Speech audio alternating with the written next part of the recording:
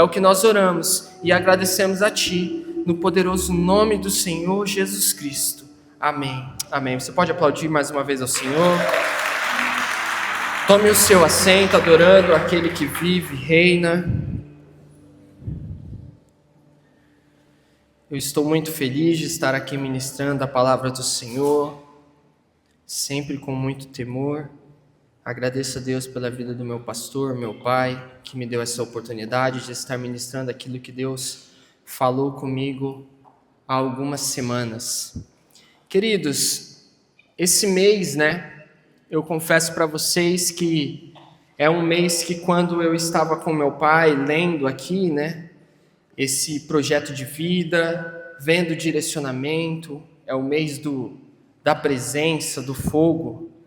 E o tema desse mês é: o fogo do Espírito me consumirá e serei instrumento de avivamento para essa geração.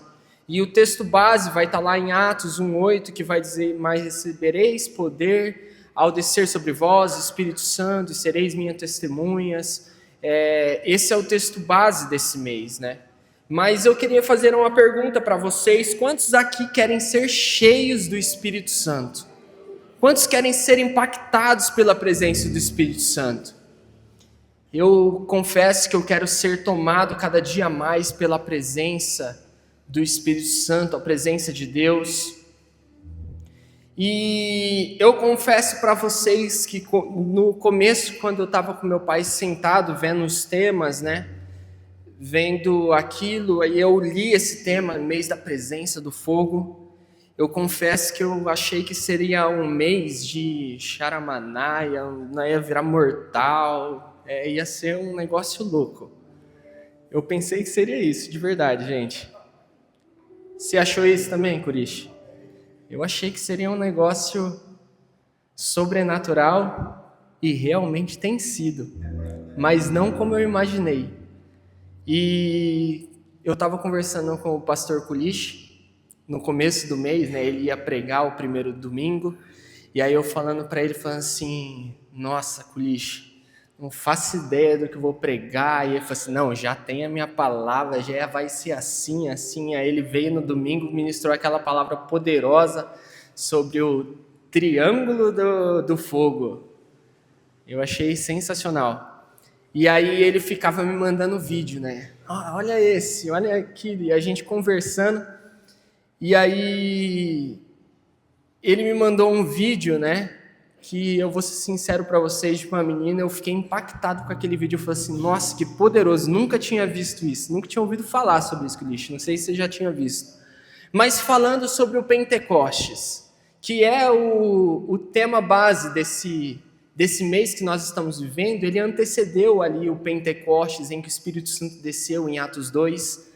E quando essa menina ministrava ali, foi explicando, e eu queria até trazer um pouco para vocês, para que vocês também entendam um pouco sobre o que foi o Pentecostes, porque Pentecostes deu exatamente na sexta-feira que antecedeu esse domingo, Sexta-feira agora é o dia de Pentecostes, que é uma festa judaica que a origem dela é o nome Shavuot. E esse nome significa festa das semanas, que está lá em Levíticos, quando foi instituída essa festa das semanas, Levíticos 23. E o que é essa festa? É uma festa que é celebrada 50 dias após a Páscoa. São 7 semanas mais um dia. E essa festa era uma festa em que essa e mais 3 festas, todo o povo subia para Israel. Uma festa agrícola, uma festa de primícias, em que o povo entregava ali sacrifícios, entregava algumas adorações ao Senhor. Mas essa festa, ela se inicia em um lugar. Atos 2, ele aponta para um lugar que foi o início dessa festa, que foi instituída lá no Monte Sinai. Quando Moisés sobe no Monte Sinai e ele recebe as tábuas da lei, ali o Senhor institula tudo que Moisés deveria passar para o povo. E quando nós olhamos, existem 3 elementos. Essa menina, ela ia explicando esses 3 elementos que existem tanto em Atos 2 quanto no Monte Sinai. E esses 3 elementos é o fogo, o som e idiomas. Quando nós olhamos para o Monte Sinai, que foi o início de Pentecostes, nós vamos ver que Êxodo 18, 19 vai dizer que o monte ele fumegava, saía fogo do monte. E quando nós olhamos para Atos 2, nós vamos ver o texto falando que existia línguas como que de fogo. Então nós vemos fogo tanto em Atos 2 quanto no Monte Sinai. Nós vemos também o som. O som, através do Monte Sinai, a Bíblia diz em Êxodo também que saía trovões, relâmpagos e sons de trombetas. E nós vamos ver também que lá em Atos 2 vai dizer: ouve-se um som de um vento impetuoso. Nós vamos ver também idiomas sendo saídos daquele lugar. Quando nós olhamos para a tradição judaica, existem algumas tradições, o Talmud, o Shabat, algumas tradições que vão dizer que quando esse monte fumegava, o Espírito Santo desceu, a voz de Deus ela se dividiu em 70 idiomas, que era basicamente as 70 nações que é descrita em Gênesis 10, depois da vida de Noé. Quando Noé ele tem os seus filhos, ali nós podemos ver 70 gerações, 70 nações diferentes que se dividiram e formaram o povo de Deus. E essa língua ela se divide para todos esses povos que se existiam naquele deserto. E nós vemos também em Atos 2 a mesma coisa acontecendo, porque quando a voz de Deus ela vem, todos ouviam em suas próprias línguas. Ali existiam povos de diversas nações, mas todos eles foram impactados pela presença de Deus e ouviam na sua língua. Não importa se fosse inglês, se fosse japonês, chinês, ele estaria ouvindo a voz de Deus. Era isso que aconteceu nos 3 lugares. E quando nós vamos olhar para essa tradição, tem algo que eu acho muito bonito. Que essa tradição judaica que existe de Pentecoste, essa festa que os judeus eles fazem, nós vamos ver que Levíticos vai dizer que era uma festa em que eles precisavam levar 2 pães para essa festa, entregar uma oferta de 2 pães. E quando nós olhamos para a Páscoa, nós olhamos para outras festas, esses 2 pães que eram entregues em outras festas, eles comiam todos os pães. Nós vemos aqui na ceia, nós comemos um pão como? Sem fermento. Só que nessa festa, ao contrário, era um pão com fermento. E especificamente eram 2 pães. Porque aqui Jesus estava querendo apontar para o final, apontar para a cruz em que nós vivemos hoje. Porque são 2 povos, os judeus e nós, gentios, que fomos alcançados pelo poder da graça de Deus. Então, mesmo imperfeitos, mesmo falhos, nós fomos alcançados pelo pão da vida. Essa é a festa de Pentecostes. E algo interessante que eu vejo é que nessa festa de Pentecostes também, em Ruth, era ministrado para os judeus. Na sinagoga, eles leem o livro de Ruth. Por que eles leem o livro de Ruth? Porque é uma história que acontece nesse tempo de colheita, nesse tempo dessa festa. E nós vamos ver quem era Ruth. Ruth era uma mulher moabita. Quem era o povo de Moabe? O povo de Moabe era um povo em que eles foi descendente de quem? De Ló. Ló é o povo que deu descendência ao povo de Moabe.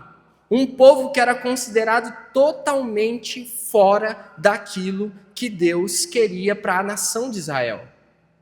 Porque ele se inicia em uma das coisas que até às vezes quando eu leio é muito forte, é muito algo que é para todos nós que estamos aqui, se você não conhece, a hora que eu falar vocês vão falar assim, meu Deus do céu, que absurdo. Porque é a partir de uma relação sexual de Ló com sua filha mais velha. Essa é a descendência do povo de Moabe. Então, é uma mulher que era considerada de um povo totalmente impuro, um povo totalmente fora do direcionamento de Deus. Mas uma mulher que Deus transformou tanto, que ela está dentro da linhagem de Jesus Cristo. Uma mulher que tinha falhas, tinha defeito, mas uma mulher que também nos representa. Talvez eu e você, homens falhos, mulheres falhas, pessoas com problemas, pessoas totalmente, às vezes, fora daquilo que nós deveríamos ser. Eu tenho certeza que talvez se você olhar para o seu passado, vai ter coisas que você vai olhar e vai dizer, meu Deus, me perdoa. Mas essa mulher, ela foi alcançada pelo Senhor a ponto de Deus colocar ela na linhagem. E assim como Ruth, que era estrangeira, ela foi alcançada pela graça. E quando nós olhamos para Pentecostes, nós vamos ver homens que receberam fogo, homens que ouviram a voz, homens que tiveram ali a palavra de Deus sendo ministradas. O fogo desceu, eles foram consumidos pelo fogo. Mas homens que a partir desse dia nunca mais foram os mesmos. Quando eu olho para essa tradição, eu vejo algo que é transformador. Quando nós olhamos para o Monte Sinai, o que acontece ali? No Monte Sinai, quando Deus dá a palavra, quando Deus está ali, o monte fumegando, nós conhecemos a história. Existia um povo que estava lá embaixo do monte, adorando um bezerro, um outro Deus. E o que acontece? Quando Deus ele dá o decreto, Deus ele decreta o quê? A morte de todos aqueles que estavam adorando o bezerro. E é engraçado que nós vemos como Deus trabalha, né? Eu sempre gosto de falar, nada na Bíblia é por acaso. No Monte Sinai foi o lugar em que Deus deu a ordem de execução de 3.000 homens. Mas também nós vamos ver o apontamento dele para Atos 2, em que o Espírito Santo desceu. O Espírito da consolação. Nós vamos ver que em Atos 2, o mesmo número de pessoas não foram entregues para morrer, mas tiveram as suas vidas salvas. Foram resgatados pela palavra de Deus que transforma, que purifica, que muda mentalidades, que transforma gerações. Mais de 3.000 pessoas foram alcançadas pelo poder do Espírito Santo. Por isso que nós vamos ver o apóstolo Paulo dizendo em 2 Coríntios 3,6 que a letra mata, mas o Espírito vivifica. É isso que a presença de Deus, quando vem, ela faz. E algo que eu acho interessante, querido, é que, como eu disse para vocês, as minhas expectativas estavam de alguma forma, mas Deus ele ministrou muito forte no meu coração, que o fogo de Deus, quando ele vem, ele não vem para fazer você sentir um arrepio, ele não vem para fazer você virar um mortal na presença de Deus, um charamanaia, não. Quando o fogo de Deus vem, nós vemos todas as palavras que foram ministradas aqui. O fogo, ele vem para transformação. É muito gostoso nós sermos impactados pelo fogo, sentimos arrepios, mas o fogo de Deus, ele tem um propósito. E é sobre isso que eu queria falar com você. O porquê você quer esse fogo? É para sentir esse arrepio? É para sentir algo que venha e te deixe chorando? Para que você sinta algo diferente? Teve algo desde a primeira ministração que o pastor Kulish ministrou aqui que tem martelado na minha cabeça. Que foi uma palavra que ele falou e eu estava pensando sobre o fogo, sobre a presença de Deus, e essa palavra ficou martelando na minha cabeça. Forja, forja, forja, forja, forja. E o que é a forja? A forja é o lugar onde metais são aquecidos em temperaturas extremas para serem moldados, purificados e transformados. Transformados em quê? Em armas, em ferramentas, em instrumentos. Esse é o objetivo da forja. Quantos de nós não passamos por essa forja? Mas, como eu disse, o fogo que vem para a transformação é um fogo que vem para nos mudar, para nos moldar. E eu lembro da história que o pastor Kulish pregou sobre aquele aprendiz de ferreiro, né? Muitos aqui de vocês lembram, a história conta que aquele menino porque queria fazer uma espada, e foi lá, e um dia à noite, quando o seu mestre estava dormindo, ele foi lá e colocou a espada. A hora que saiu, a espada era linda, maravilhosa. Nossa, que espada linda, perfeita. Mas a hora que esse menino foi usar, o mestre pegou a espada para usar, a espada se despedaçou. O pastor Kulish ministrou essa história. Porque aquela espada não tinha passado pelo processo da forja. Foi algo rápido, foi algo só para moldar ali, deixar bonitinho. Só para aparentemente deixar algo que, nossa, que espada linda. Essa daí deve ser cortante, deve fazer bem a função dela. Mas foi uma espada que não passou pelo processo que ela deveria ter passado. O fogo não consumiu as impurezas. O fogo não tratou, não transformou. Mas quando eu olho para isso, eu penso que uma espada, ela não nasce pronta. Uma espada, ela não nasce perfeita. Uma espada, quando ela se inicia, não sei se vocês já viram esse processo, algum vídeo, alguma coisa, é um metal bruto. Um metal, às vezes, um formato que não tem nem nada parecido com uma espada, mas um metal bruto, que a hora que passa pelo processo da forja, a hora que ele é transformado, a hora que ele é purificado, a hora que ele é moldado, tudo é transformado. E nós vemos o objetivo dele sendo completo. Porque, assim como a nossa pastora ministrou a palavra sobre a questão do propósito, a questão sobre aquilo que nós nascemos para ser, eu entendo que o propósito de Deus, ele é nos impulsionar para o chamado que nós temos. O propósito de Deus é nos impulsionar para o lugar em que nós deveríamos estar. É isso que Deus nos chamou, mas existem alguns processos da forja em que muitas das vezes eu e você não queremos passar. E tudo às vezes que deveria nos impulsionar para um chamado, para um lugar em que nós deveríamos estar, não acontece, porque nós muitas das vezes não queremos passar pelo processo da transformação. E quando eu penso nisso, eu comecei a refletir alguns dias atrás sobre algo que é a diferença entre ter experiência e ser guiado. Existe uma diferença muito grande entre você ter experiência e ser guiado mesmo pelo Espírito Santo de Deus. Talvez um dos maiores problemas e perigos da vida espiritual, sabe qual é, querido?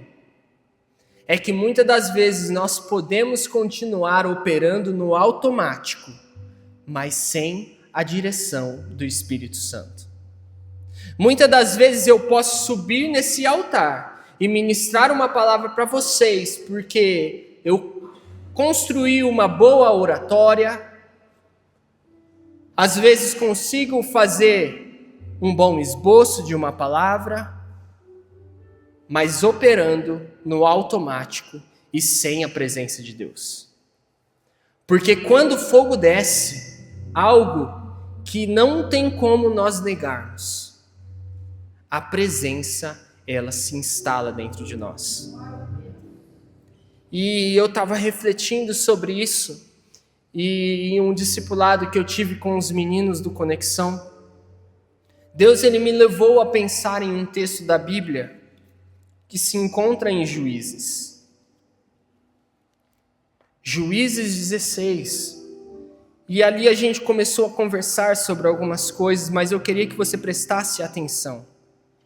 Eu vou falar um pouco aqui sobre a vida de um grande juiz, um grande líder da nação de Israel, que teve experiências poderosas com a presença de Deus, que teve experiências que foram, eu acredito, transformadoras. Sabe aquela experiência que eu e você às vezes já tivemos com Deus, que é algo que a gente olha e fala assim, meu Deus do céu, que poderoso. Experiências assim que marcam a nossa vida. Esse homem, Sansão, teve experiências muito melhores do que a nossa, muito melhores. Se eu for contar para você experiências aqui, provavelmente eu vou contar quando eu ganhei um carro, quando aconteceu algumas coisas na minha vida. Eu vou contar algumas dessas, mas esse homem, ele era cheio. Deus, ele descia sobre a cabeça de Sansão, sobre a vida de Sansão, a ponto desse homem derrubar 1000 pessoas com um osso de jumento. Imagine a experiência que esse homem viveu com Deus. Um homem que foi tão impactado pela presença. Um homem em que viveu coisas às vezes que nós nunca imaginaríamos viver. Mas um homem que a palavra de Deus diz assim. Ele disse Sansão, os filisteus estão te atacando. Acordando do sono, ele disse, sairei, me livrarei como das outras vezes. Mas ele não sabia que o Senhor havia se retirado dele. Então os filisteus o prenderam, furaram-lhe os olhos e o levaram para Gaza. Amarraram-no com 2 algemas de bronze e o fizeram girar um moinho no cárcere. Esse é o homem que teve muitas experiências com Deus. O homem em que, quando nós olhamos para a história, nós vamos ver que Sansão, ele olha, assim como ele fez diversas vezes, e ele achou que ele ainda tinha força. Ele achou que ele ainda tinha capacidade, que ele ainda conseguiria vencer como antes. Mas existia um problema. Ele não era mais guiado pelo Espírito. Ele não era mais guiado por aquilo que o Senhor tinha chamado ele para ser. Ele já era guiado pelos seus próprios desejos, pelos seus próprios anseios. Sansão teve momentos maravilhosos com Deus, mas teve um problema. Ele não desenvolveu a dependência de Deus. Foram pequenas escolhas, querido, pequenas decisões que foram tirando Sansão daquilo que ele precisava ser. Foram pequenas atitudes. Ele começa a desejar uma mulher filisteia, mesmo sendo uma pessoa separada. Ele desejou algo que Deus não tinha para ele. Não obedeceu o direcionamento dos seus pais. Os seus pais olharam para ele, Sansão, de todas as mulheres do nosso povo, não tem uma que lhe agrade? Precisa olhar para o povo filisteu?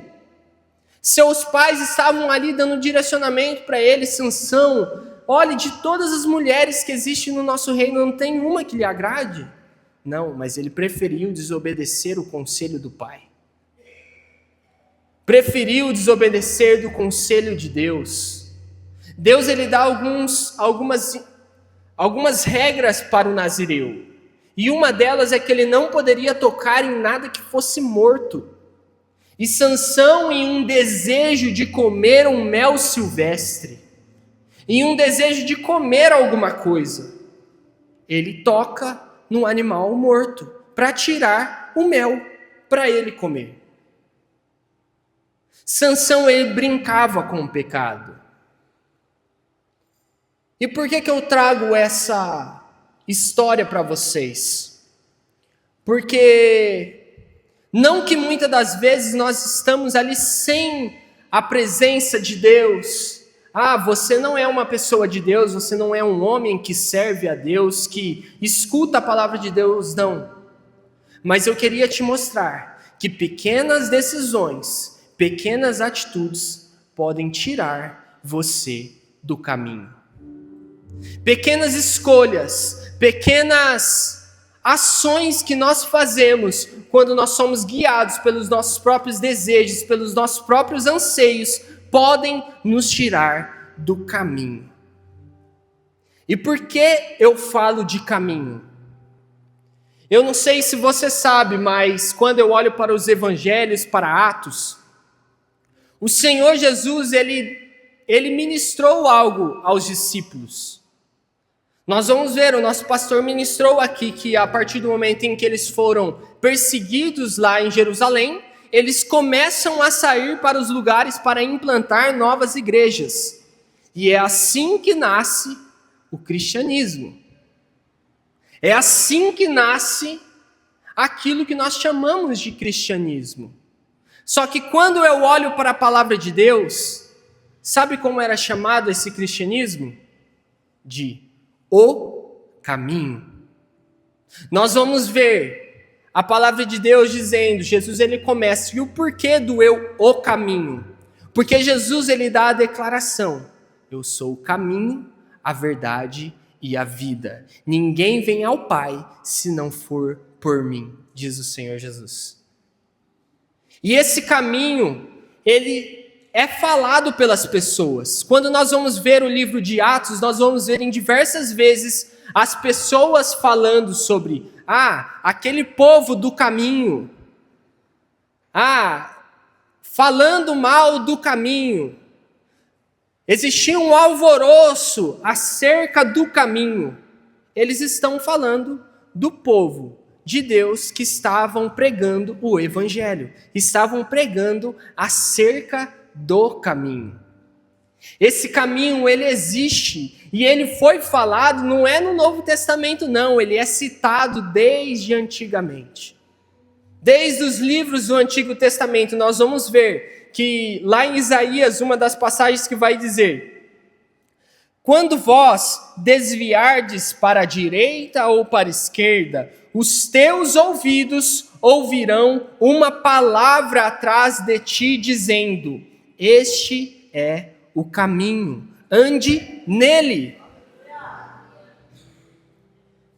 Quando nós olhamos outros versículos, um deles que vai dizer assim, e ali haverá uma estrada, um caminho, que se chamará o caminho santo. O impuro não passará por ele, mas somente os remidos. Os que caminharem por ele, até mesmo os loucos, não errarão. Esse caminho estava sendo descrito já desde o Antigo Testamento. O caminho da vida, o caminho da redenção. E por que eu falo sobre isso? Porque assim como nós lemos que aqueles que ouvirem a palavra não irão se desviar nem para a direita nem para a esquerda. Até mesmo os loucos não errarão o caminho. Mas para isso existe um segredo. Existe um segredo para você não errar esse caminho. Existe um segredo para você não errar esse propósito que Deus te chamou. E esse segredo está no guia. Esse segredo está no guia que nos direciona nesse caminho. Nós vamos ver um texto em Romanos 8 que vai dizer sobre isso. Pois todos os que são guiados pelo Espírito de Deus são filhos de Deus. Porque não recebestes o espírito de escravidão para viverdes outra vez atemorizados, mas recebestes o espírito de adoção, baseado no qual clamamos, Abba, Pai. O próprio Espírito testifica com o nosso espírito que somos filhos de Deus.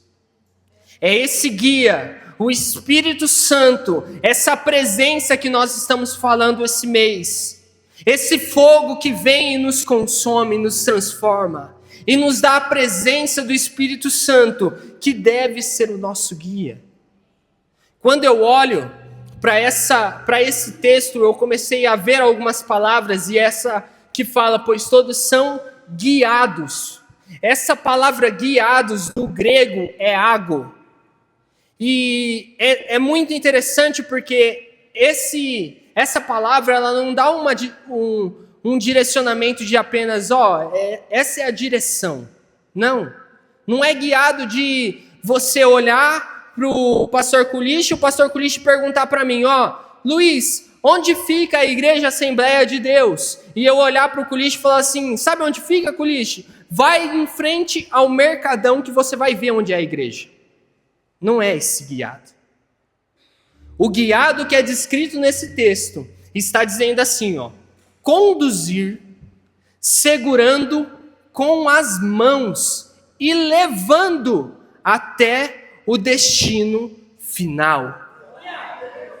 Porque quando nós somos guiados pelo Espírito, ele não olha para você, Kulish, fica certinho. Não. Ele pega na sua mão e vai. Olha, Luiz, uma pedra, desvie dela. Olha, Luiz, um gigante, toma uma pedra, derruba ele. É esse guiado pelo Espírito Santo que Deus nos chama para viver. Não é uma vida em que quando você está com problema, você se recorre ao guia. Não. Porque às vezes, quando vier o problema e o guia não estiver segurando a sua mão, talvez vai ser difícil de derrubar o gigante. Por isso que Deus nos chama para viver uma vida, não como Sansão, que fez várias coisas, derrotou o povo filisteu, fez vários movimentos de derrota para aquele povo. Mas quando ele foi e viu o povo filisteu chegando, ele falou assim, vamos lá de novo, vamos lá, guia, vamos derrubar ele de novo. Não, ele não olhou para o guia, ele olhou e pensou, eu irei como das outras vezes e derrubarei o povo filisteu. Ele já não contava mais com o guia. Ele já não contava com aquele que direcionava e dava forças para perseguir o chamado e o propósito que ele tinha nascido. A missão do Espírito Santo, querido, é te dar todas as instruções que você precisa para que você viva o seu propósito. Essa é a missão do Espírito de Deus, é te direcionar nos dias difíceis, é te direcionar quando você olha para o seu futuro e fala, não sei o que fazer. É esse Espírito que guia. Sabe, muitas das vezes, nós queremos fazer do nosso jeito. E esse é o maior erro que nós cometemos. Quando nós olhamos para a palavra do Senhor, o livro de Salmos 32 vai dizer algo poderoso. Ele vai dizer, instruir-te-ei e te ensinarei o caminho que deves seguir, e sobre as minhas vistas te darei conselho. É isso que Deus olha para nós e diz, eu vou te instruir, eu vou te ensinar. Você não sabe como fazer para construir sua empresa, para dar certo no seu negócio, eu te ensino, eu te dou instruções, eu te aconselho, filho, não faz isso agora, não é o momento. É isso que Deus fala. Mas o que segue a seguir desse texto é algo que nós precisamos entender. Que vai dizer, não sejais como um cavalo ou a mula, sem entendimento, os quais com freios e cabrestos são dominados. De outra sorte não te obedecem, muito sofrimento terá de cumprir o ímpio, mas o que confia no Senhor, a misericórdia o alcançará.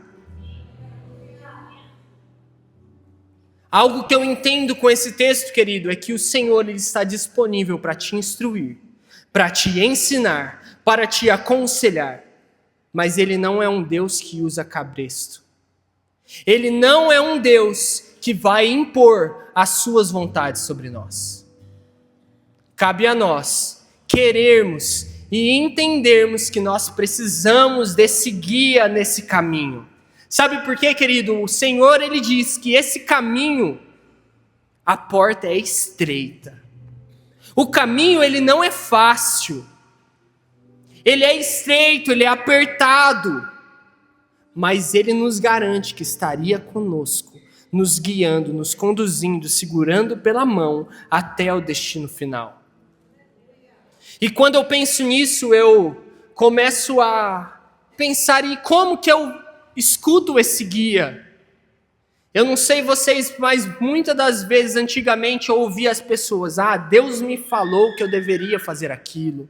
Deus me disse que eu deveria fazer aquilo, e eu não entendia, porque às vezes eu falava para Deus, Deus, eu faço isso, faço aquilo, e eu não ouvia Deus.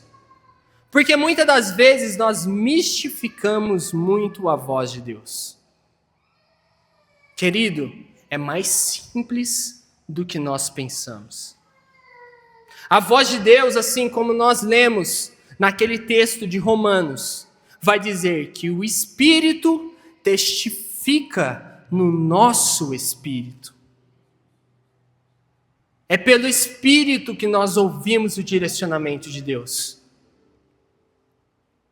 E sabe, olha como que às vezes nós mistificamos. Às vezes eu posso perguntar para vocês aqui, quantos já ouviram a voz de Deus? E você olhar e falar assim, eu nunca ouvi, não sei se eu ouvi não.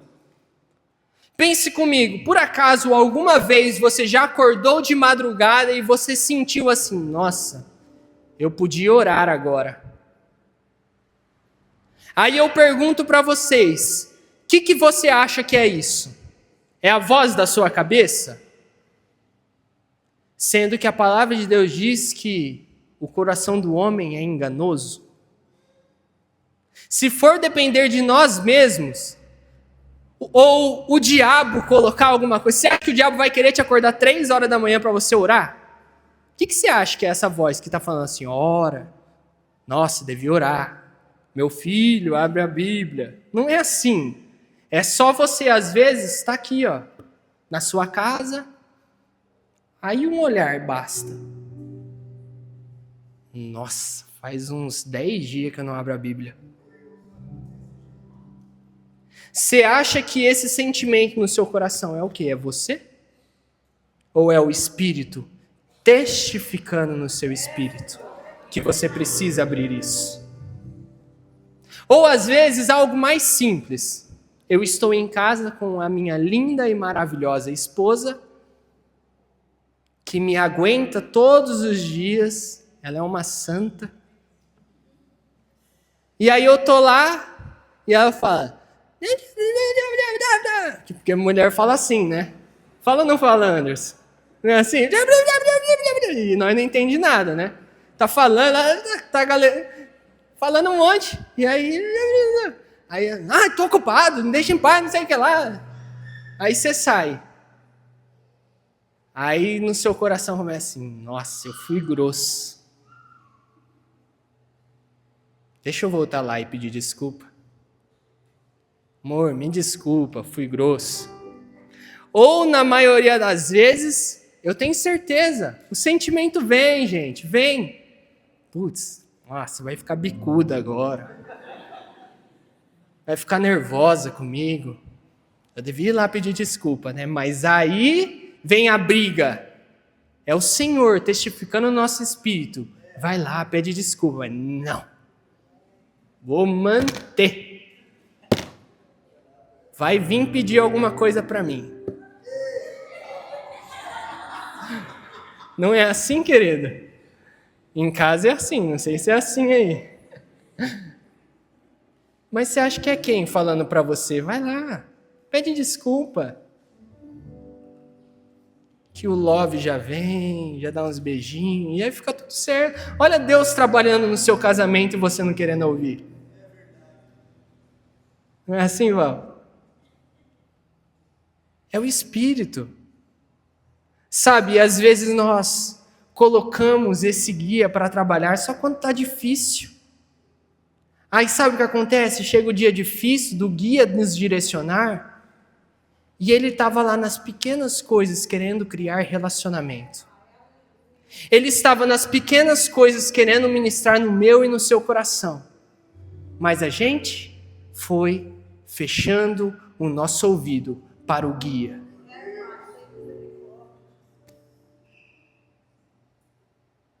Porque muitas das vezes nós pagamos preço caro, querido.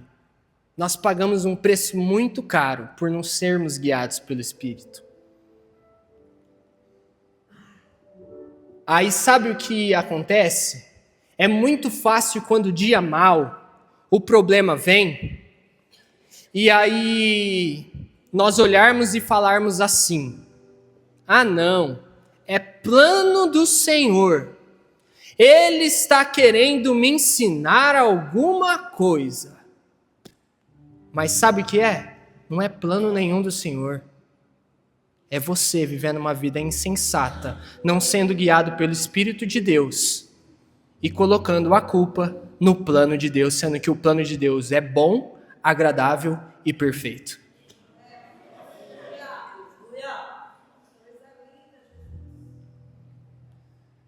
Muitas coisas nas nossas vidas poderiam ser evitadas a partir do momento em que o Espírito Santo comece a guiar os nossos passos nas coisas mais simples.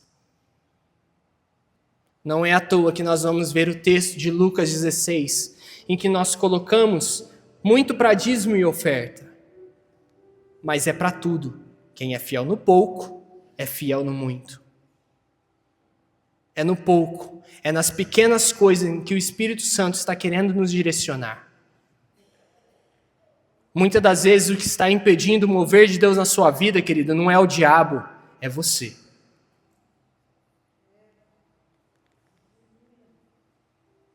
Se numa oferta, no dízimo, você fica brigando com isso, não, é do Velho Testamento, é do Novo, Deus ele está ali disponível esperando assim, ó filho, ó o presente que eu tenho para você, e você está aqui, ó, é meu, não dou.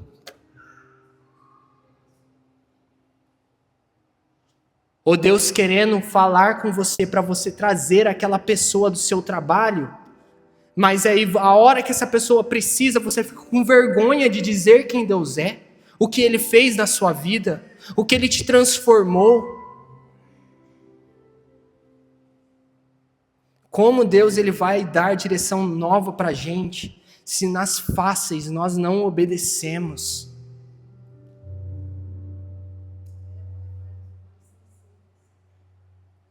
Quando eu olho para uma história, querido, uma história que eu acho muito poderosa, que é a história de Abraão. Abraão, o Senhor dá um direcionamento para ele. Abraão, saia da terra da tua parentela e vá para o lugar em que eu te mostrarei. Que homem de fé, gente. Que homem de fé. Fez o que Deus mandou. Mas quis dar o jeitinho brasileiro dele. Saia da terra da sua parentela. O que ele foi inventar de levar Ló? Deus tinha mandado levar alguém da família? Não.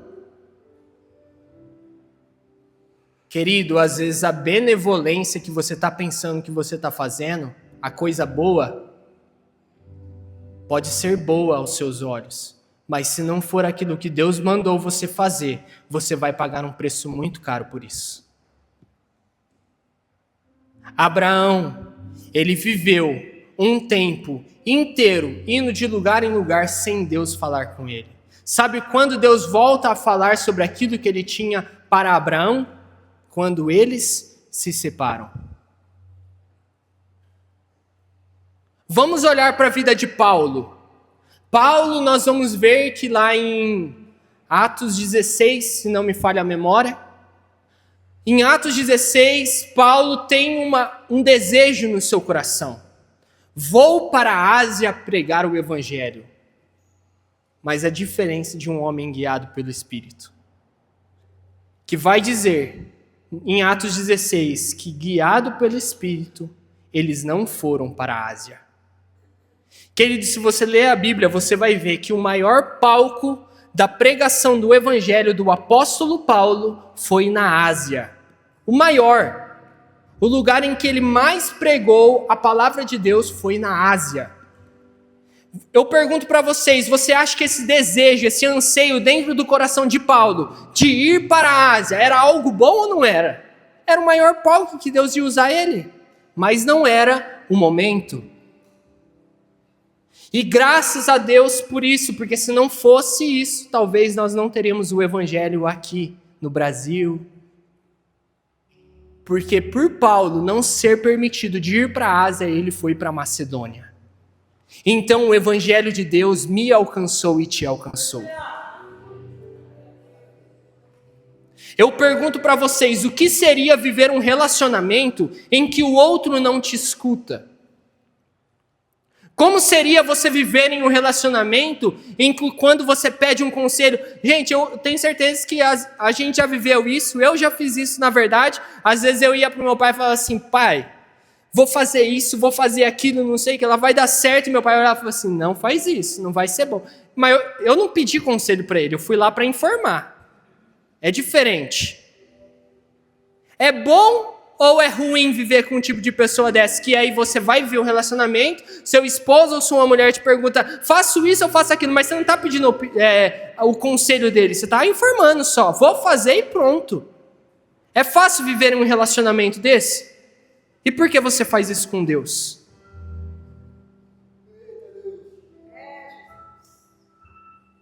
Muitas das vezes nós dobramos o nosso joelho e falamos assim, Deus... faz aquilo, vai dar certo, né, Deus? Porque eu já dei a primeira parcela.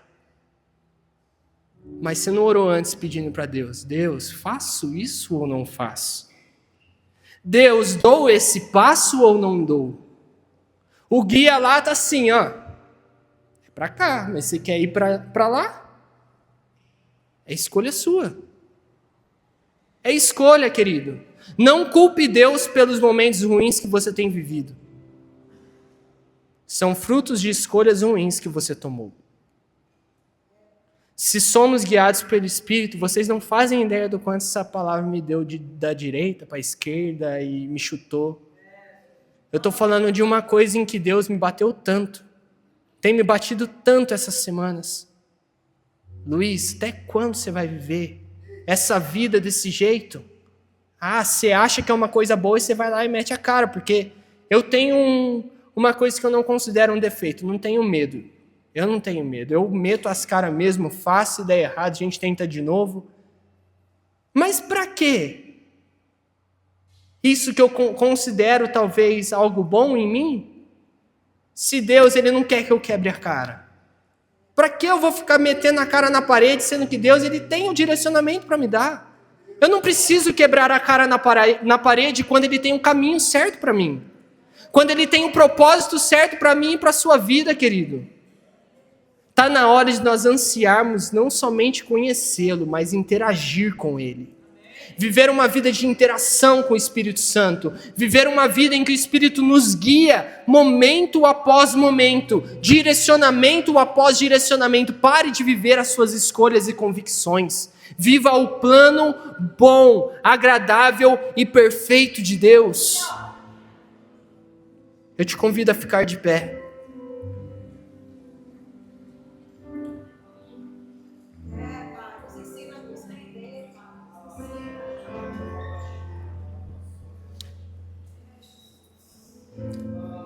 Sabe, querido, eu queria que você guardasse uma coisa no seu coração. Existe algo que quando eu estava vendo essa palavra, Deus ele começou a mostrar para mim. Esse caminho em que Deus nos convida a caminhar, sendo nosso guia, segurando pela mão, nos direcionando momento após momento, decisão após decisão, essa presença que nos acompanha, essa presença que vem e nos transforma, essa forja, Porque o caminho, ele é uma forja. Ele não é um caminho simples, ele é apertado, é difícil. Sabe por quê? Deus, ele não projeta pra gente um caminho de sombra e água fresca. Ele projeta um caminho de preparação.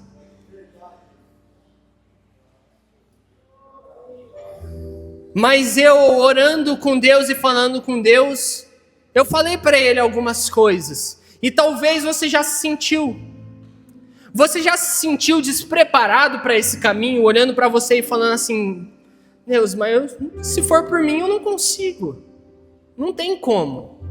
Como que eu faço?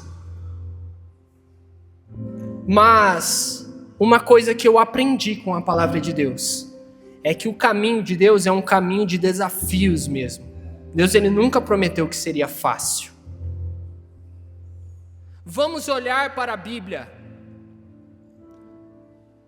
O caminho de Deus existe em desafios como andar sobre as águas. É fácil andar sobre as águas? Você já conseguiu? O desafio do caminho de Deus nos chama a derrotar Golias, Esbibenob, gigantes. O caminho de Deus nos chama, sabe para quê? Atravessar um mar sem barco. O caminho de Deus nos chama para sermos líderes, mesmo após nós olharmos para trás e ter Moisés. O caminho, ele nos chama a viver algumas coisas que aparentemente aos nossos olhares humanos nós não temos capacidade. Mas eu queria que você guardasse uma coisa no seu coração.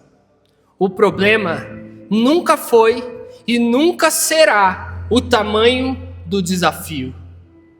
O problema é caminhar nele sem a direção. Porque, querido, o impossível nunca assustou Deus. Nunca. Nunca.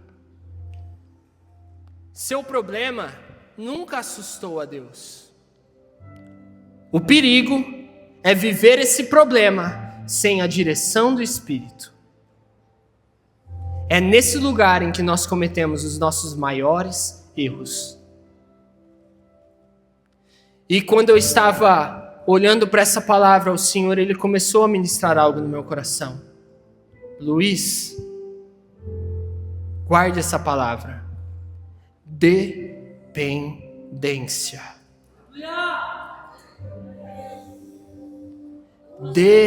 Dependência. Quem é cheio do fogo, quem é cheio da presença, vive uma vida de dependência. Esses homens foram cheios em Atos 2. Esses homens foram impactados pela presença. Mas eles viveram um completo caminho de dependência. É perseguição? Vamos, Deus, para onde o Senhor quer que nós vamos agora? Sabe, a perseguição, eu creio muito nisso, que foi Deus que mandou. Deus que tocou no coração daqueles homens lá, persegue aqueles ali, persegue eles, porque talvez se não tivesse a perseguição, eles estariam em Jerusalém até hoje, recebendo ali o fogo, a presença, que é gostoso, não é? Não é bom sentir o fogo da presença? Não é bom ser impactado pela presença a ponto de você ficar arrepiado, a ponto de você começar a chorar, a ponto de você cair no chão cheio da presença? Só que a presença, ela não vem para calafrio. A presença vem para transformação e direcionamento. É esse o poder que Deus tem. É isso que Deus espera de mim e de você. Viva uma vida de dependência. Talvez o problema, a situação que você está vivendo, hoje é a hora de você olhar para Deus e dizer: Deus, não como um cabresto, mas hoje eu te convido, vem ser o guia no meu caminho. Vem ser o guia no meu caminho. Essa oração que você precisa fazer hoje. Talvez você tenha escolhido coisas que têm dado errado, mas não é o fim. Não acabou. Ainda tem solução. Mesmo para a situação mais difícil, só convide o guia para o caminho. Feche seus olhos. Senhor Jesus, nós não queremos viver uma vida sem o teu direcionamento. Nós não queremos viver uma vida, Pai, sem sermos guiados pelo teu Espírito. Senhor Jesus, nós nos arrependemos de muitas das vezes, Pai. A nossa vida, nós queremos viver somente pelos nossos desejos e os nossos anseios. Mas, Pai, hoje nós queremos dizer: venha fazer parte do nosso caminho. Venha fazer parte da minha trajetória, Jesus. Que eu não venha escolher como os meus desejos e anseios, assim como Sansão fez, mas que eu venha viver uma vida de dependência, Pai. Que essa igreja venha viver uma vida de dependência, uma igreja que vai ser cheia da Tua presença e do Teu fogo do Espírito, que vem e nos transforma, nos direciona. Jesus, que nós possamos ser forjados pela Tua palavra, forjados pelo Teu Espírito. Senhor, direciona os nossos passos. Abra os nossos ouvidos espirituais para ouvir a Tua voz. Senhor, testifique no nosso espírito o que nós devemos fazer, o que nós devemos agir. Fale sobre nós os Teus ensinamentos, as Tuas instruções, os Teus conselhos, Pai. Que nós possamos ser guiados pelo Senhor. Tu és o nosso guia no nosso caminho. Tu és o nosso GPS, Pai. Nos direcione para aquilo que nós devemos ser e fazer. É o que eu oro no santo e poderoso nome do Senhor. Amém.